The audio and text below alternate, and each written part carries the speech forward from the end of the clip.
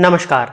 स्वागत है आपका प्रोफेशनल एस्ट्रोलॉजी पर। जैसा कि आप सभी दर्शक जानते हैं, आज रविवार का दिन है और आज मैं आप सभी के सम्मुख उपस्थित हुआ हूं आप लोगों की जन्म कुंडली का निःशुल्क अध्ययन करने के लिए। निःशुल्क जन्म कुंडली अध्ययन की सीरीज में आज तक 167 कार्यक्रम बन चुके हैं और इस सीरीज का जो आज का कार्यक्रम होने वाला है, ये 168 नंबर का कार्यक्रम होने जा रहा है। साथ ही साथ इस कार्यक्रम में आज तक 889 लोगों की जन्म कुंडली का अध्ययन निःशुल्क रूप से हो चुका है और आज के इस कार्यक्रम की जो पहली जन्म कुंडली हो 890वें नंबर की जन्म कुंडली होने वाली है। यदि आप इस कार्यक्रम को देखते हैं और इस कार्यक्रम के माध्यम से आपका कुछ भी लाभ होता है तो आप इस वीडियो को लाइक करें, साथ ही साथ इस चैनल को सब्सक्राइब करें ताकि इन फ्यूचर जो भी कंटेंट मेरे द्वारा इस चैनल पर अपलोड किया जाता है उसका नोटिफिकेशन आपको मिलता रहे। यदि इस कार्यक्रम के माध्यम से आपका कुछ भी लाभ होता है तो आप इस वीडियो को ज़्यादा से ज़्यादा लोगों के साथ में शेयर करें ताकि और भी लोगों का लाभ हो और उसका माध्यम आप सभी दर्शक बने। आज के इस कार्यक्रम में एक सूचना और है या एक चीज़ मैं आपको बताना चाहता हूं जिस विषय पर हम कार्यक्रम की शुरुआत के पहले ही चर्चा कर लेंगे। सबसे पहले जो इस कार्यक्रम से संबंधित गाइडलाइंस हैं वो मैं आपको बता देता हूं कि यदि आप भी चाहते हैं कि आपकी जन्म कुंडली का अध्ययन मेरे द्वारा यूट्यूब वीडियो के माध्यम से निःशुल्क रूप से किया जाए तो आप अपनी बर्थ डिटेल्स जैसे कि आप अपना नाम, अपने जन्म की तिथि, अपने जन्म का समय और अपने जन्म का स्थान, ये चारों ही चीज़ें किसी भी एक स्पेसिफिक प्रश्न के साथ में इसी वीडियो के कमेंट सेक्शन में दे दीजिए। आपकी डिटेल्स को देने के 2 से ढाई महीने के बाद में आपकी जन्म कुंडली का अध्ययन मेरे द्वारा ठीक इसी प्रकार से यूट्यूब पर वीडियो बना करके निःशुल्क रूप से किया जाएगा। अपनी जन्म कुंडली को देने के बाद में कृपया करके धैर्य का परिचय दीजिएगा। यदि आप जानना चाहते हैं कि आपका ये मंथ कैसा जाने वाला है, आपका आने वाला मंथ कैसा जाने वाला है, साथ ही साथ वर्ष 2024 आपका कैसा जाने वाला है और देवगुरु बृहस्पति का जो राशि परिवर्तन हुआ है वो आपके लग्न और आपकी राशि के अनुसार कैसा है, साथ ही साथ क्या उपाय आपको करने चाहिए ताकि आप अपने जीवन को श्रेष्ठ बना सकें, इन ग्रह के गोचर के बुरे परिणामों से बच सकें, इसके लिए इस वीडियो के डिस्क्रिप्शन बॉक्स में जाकर के जो शुरुआत में 2 प्लेलिस्ट का लिंक दिया है वो जाकर के अवश्य ही चेक कर लीजिएगा। अब हम बिना विलंब किए अपने आज के इस कार्यक्रम की शुरुआत करते हैं। उसके भी पहले यदि आप चाहते हैं कि आपको जन्म कुंडली का अध्ययन किस तरह से किया जाता है वो आ जाए तो आप मेरे साथ साथ इन जन्म कुंडलियों को अपने सॉफ्टवेयर में निर्मित करते चलिए। इन जातकों के द्वारा पूछे गए प्रश्नों का जवाब अपने दिमाग से तलाशने का प्रयास करिए। अब हम एक इम्पॉर्टेंट विषय पर बात कर लेते हैं। जैसा कि आप सभी दर्शक जानते हैं, जो निःशुल्क जन्म कुंडली अध्ययन का कार्यक्रम चल रहा है ये लगभग 167 या 168वां कार्यक्रम है। ये होने जा रहा है लगभग 2021 के मई मंथ में, जब कोविड का जो सेकंड वेव था, पीक पर था, उस समय पर इस कार्यक्रम की शुरुआत हुई थी। इस कार्यक्रम को शुरुआत करने के पीछे जो उद्देश्य था वो वहीं से मिला था कि उस समय पर इतने ज़्यादा कॉल्स आ रहे थे, लोग इतने ज़्यादा ऑलरेडी परेशान थे क्योंकि हेल्थ इश्यूज़ तो किस तरह से चल रहा था। कोविड के सेकंड वेव में आप सभी को पता है कि क्या स्थिति हो चुकी थी और लोगों के पास में हॉस्पिटल्स का बिल्स, मेडिसिन का पेमेंट करने के बाद इस तरह की फाइनेंशियल कंडीशन हो गई थी कि उनके पास में जन्म कुंडली को दिखवाने तक की व्यवस्था नहीं हो पा रही थी। तब उस समय ये निःशुल्क जन्म कुंडली अध्ययन का कार्यक्रम शुरू किया गया था और उस समय तो ये तक स्थिति है कि जो क्रिटिकल कंडीशन में जो लोग थे उनसे फ़ोन पर बात करके तक निःशुल्क रूप से उनकी जन्म कुंडली का अध्ययन किया गया है। कॉमेंट सेक्शन के माध्यम से भी उनकी जन्म कुंडली का अध्ययन किया गया है। उनको एक समय बताया गया है, क्या उपाय उस समय पर उनको करने चाहिए जिससे हो सकता है भगवान की कृपा से उनको जान को बचाया जा सके। इस तरह की भी हेल्प उस समय पर काफ़ी ज़्यादा इस चैनल के माध्यम से की जा चुकी है और तब से ही लगभग मई 2021 से अभी जुलाई 2024 आ चुका है। 22, 23, 24 3 साल से ऊपर हो चुके हैं। ये कार्यक्रम निरंतरता के साथ में बिना किसी एक गैप के प्रत्येक सप्ताह एक कार्यक्रम जो है प्रसारित होता है। इस कार्यक्रम में आप जाकर के देखेंगे कि जो मई मंथ से लेकर के आज तक किसी भी संडे का गैप नहीं हुआ है। इनफैक्ट यदि मुझे ट्रैवल करना होता है तो ये कार्यक्रम आपके लिए पहले से बना करके रखा जाता है, शेड्यूल करके रखा जाता है कि कार्यक्रम आप तक पहुंच सके। इसके पीछे क्या कारण है? इसके पीछे कारण बस जस्ट यही है कि जितने भी दर्शक जो जन्म कुंडलियों का अध्ययन पे करके सशुल्क रूप से नहीं करा पा रहे हैं, जिनको गाइडेंस की अत्यंत आवश्यकता है, उनके लिए ये कार्यक्रम बनाया गया है। जो पे नहीं कर सकते, जिनकी आर्थिक स्थिति अच्छी नहीं है, जो सच में मजबूर हैं, उनके लिए कार्यक्रम बनाया गया है और इससे सभी का लाभ हो रहा है। इस कार्यक्रम में मैं अपनी कुंडली नहीं देखता हूं, मैं बाकियों की कुंडली देखता हूं। इससे सभी का लाभ होता है। तो आप सभी की भी रिस्पॉन्सिबिलिटी होती है कि आप अपनी जन्म कुंडली को केवल एक ही बार दें। बार बार अभी मैं उस विषय पर आऊंगा जिस विषय की वजह से मैं इतना लंबा जो भाषण है वो दे रहा हूं यहाँ पर। तो इस कार्यक्रम की शुरुआत को लगभग 3 साल से ऊपर हो चुके हैं और जैसा कि मैंने बताया कि कंसिस्टेंसी के साथ में कार्यक्रम आ रहा है, चाहे तबीयत खराब रही हो मेरी, चाहे कोई भी स्थिति हो, चाहे घर की स्थिति कैसी हो, चाहे ट्रेवल करना हो, कुछ भी परेशानी रही हो, उसके बाद भी कार्यक्रम निरंतरता के साथ में आप तक पहुंच रहा है। तो ये मेरा फर्ज है कि जो मैं निभा रहा हूं, आपका भी फर्ज होता है कि आप कृपया ईमानदारी के साथ में अपनी डिटेल्स को दें और एक जन्म कुंडली का अध्ययन एक ही बार कराएं। और यदि बहुत ज्यादा इंपॉर्टेंट है तभी आप अपनी जन्म कुंडलियों को यहां पर दें। जब आप सक्षम ना हो जन्म कुंडली का अध्ययन सशुल्क रूप से कराने के लिए, यदि आप सक्षम होते हुए भी मजाक के लिए यहाँ पर जन्म कुंडली को देते हैं, तो फिर कहीं ना कहीं आप अपना तो अहित कर ही रहे हैं और भी लोगों का हित, जो अहित हो रहा है, जिनका हित हो सकता था, वो उनका अहित होने में आप बहुत बड़ा माध्यम बन रहे हैं। अभी क्या हुआ, मैं स्क्रीन पर उसके स्क्रीनशॉट्स भी अटैच करा दूंगा। प्रोग्राम नंबर 162 में एक दर्शक ने प्लेयर फ्लेम गेमर नाम से आईडी, राज नाम इस व्यक्ति का था, 11 नवंबर 2004।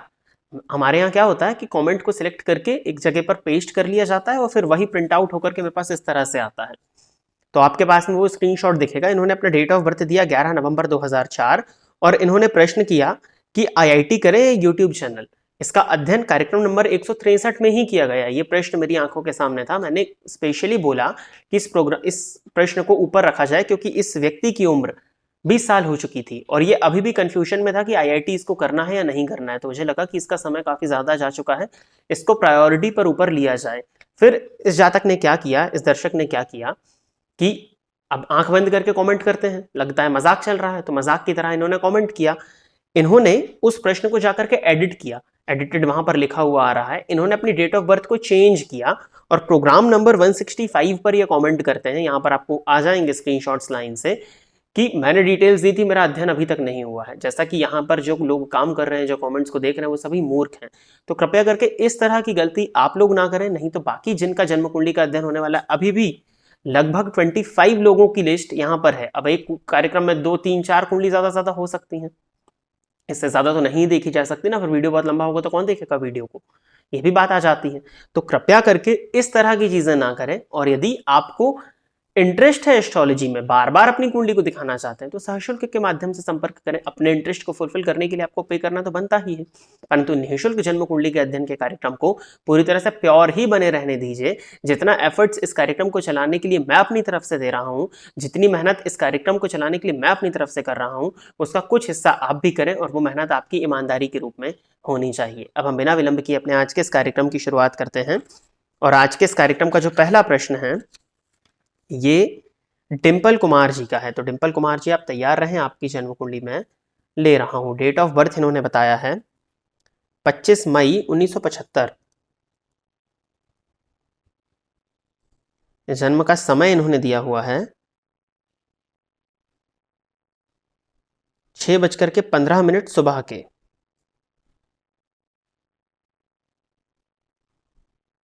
नहीं, 7:06 सुबह के। और जन्म स्थान है रांची, झारखंड।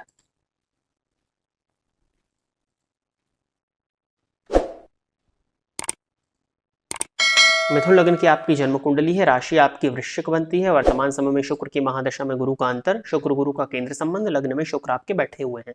वो दर्शक जो जन्म कुंडली का अध्ययन करना सीखना चाहते हैं, इस जन्म कुंडली को अपने सॉफ्टवेयर में निर्मित कीजिए। 1975 का बर्थ है, मिथुन लग्न की कुंडली है। लग्नपति बनते हैं बुध, जाकर के 12वें भाव में बैठे हुए हैं शुक्र के घर में, और चलित चक्र में जाकर के देखा जाए तो लग्न का फल दे रहे हैं। फलतः इस कुंडली में भद्र नामक महापुरुष योग ना होते हुए भी उसका फल जातक को देखने में मिलेगा।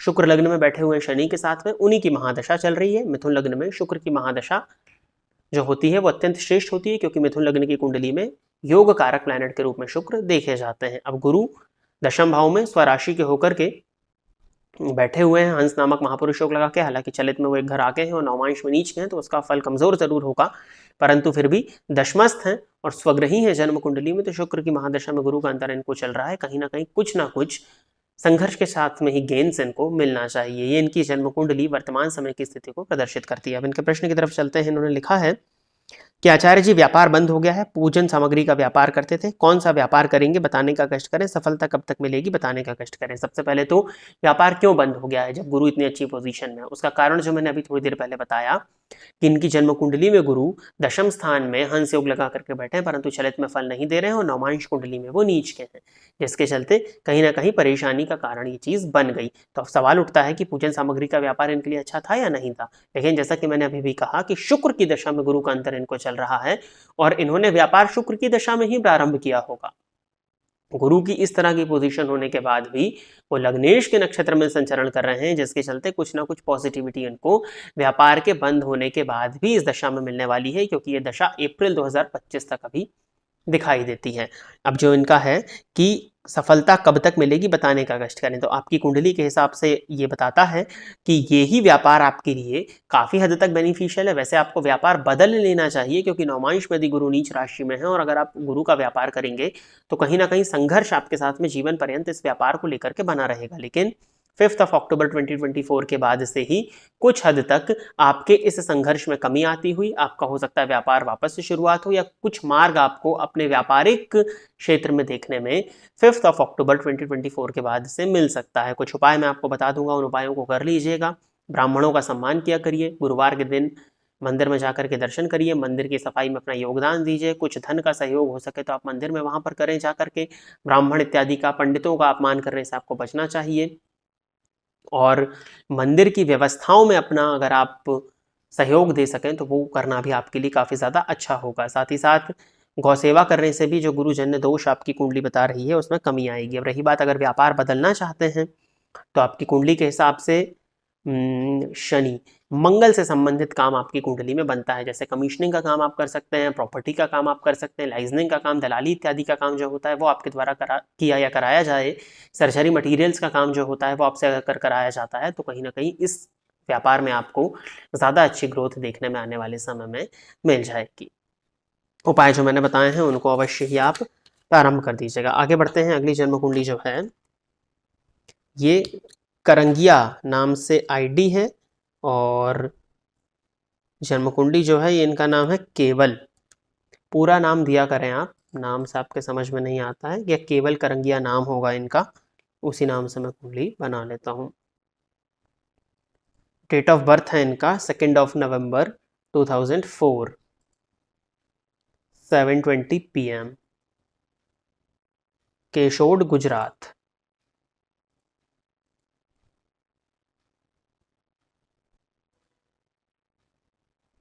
वृषभ लग्न की कुंडली है और राशि इनकी मिथुन बनती है। इनका भी एक कमेंट आया हुआ था, अभी मैं कमेंट को, आप सभी के कमेंट्स को मैं रीड कर रहा हूँ अभी फिलहाल में, तो कि अभी इन्होंने भी बहुत ज़्यादा समय नहीं हुआ होगा इनको भी डिटेल्स दे करके, इन्होंने लिखा था कि 20 दिन हो गए अभी तक एनालिसिस नहीं हुआ। तो भाई साहब कृपया करके धैर्य का परिचय तो दीजिए। आपको बताया जाता ना 1.5 से 2 महीने 2.5 महीने का समय लगेगा, 15 दिन में थोड़ा ना आपका एनालिसिस हो जाएगा, क्योंकि आपके पहले भी बहुत लोगों ने डिटेल्स दी हुई हैं, पहले उनका होगा तभी जा करके आपका होगा। चलिए उम्र कम है आपकी, अभी आप समझ नहीं सकते इस चीज़ को, बौद्धिक स्तर भी थोड़ा सा कम ही है, उसके पीछे कारण भी है, लग्नेश नीच राशि में बैठे हैं और मंगल की दृष्टि लग्न पर है, तो धैर्य की कमी भी है।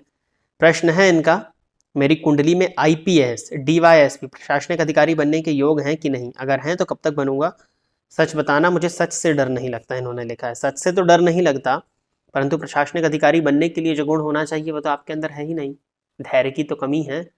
धैर्य विहीन होकर के अगर आप प्रशासनिक अधिकारी बन भी जाते हैं तो क्या निर्णय लेंगे और क्या प्रशासन आप चलाएंगे, फिर तो और उस प्रशासन को डाउन ही कर देंगे ना। लग्नेश नीच राशि में बैठे हैं पंचम भाव में, पंचमेश सप्तम भाव में है 3 अंश पर मृत अवस्था में, जो कि बुध है, तत्वों में उत्तम है परंतु स्थिति कमजोर है। और कंपटीशन भाव का स्वामी नीच राशि में पंचम भाव में शनि की दृष्टि से दृष्ट, शनि की महादशा में शनि का अंतर आपको चल रहा है। सूर्य आपकी कुंडली में नीच राशि में राहु के नक्षत्र में और राहु की दृष्टि से दृष्ट है, षडबल में अत्यंत कमजोर है, नहीं सरकारी नौकरी के योग आपकी कुंडली में नहीं है, IPS इत्यादि बनने की संभावनाएं आपकी कुंडली में नहीं दिखाई पड़ती। मुझे लगता है कि आपको अपनी फील्ड को चेंज कर लेना चाहिए और प्राइवेट सेक्टर में आपको जाना चाहिए, टेक्निकल एजुकेशन में अगर आप जाते तो आपके लिए कहीं ज़्यादा अच्छा होता।